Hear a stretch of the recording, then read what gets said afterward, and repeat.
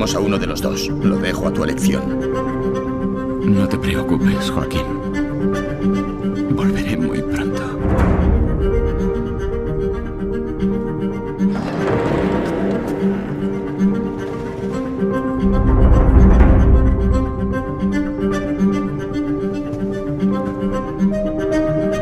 Tú y yo no podemos hacernos cargo del caserío, pero sí de este negocio.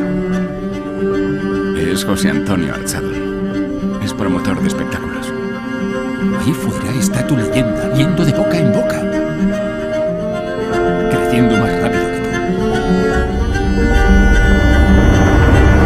tú. Su Majestad, si a Su Alteza le gustara nuestro espectáculo, nos abriría las puertas de viajar al extranjero. ¿Te has retrasado? Es vasco.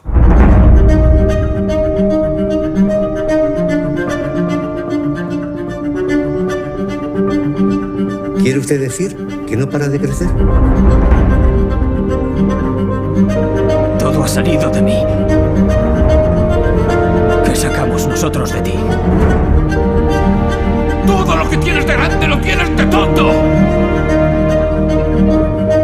Las cosas cambian, Joaquín. Habrás cambiado tú. Yo soy el mismo.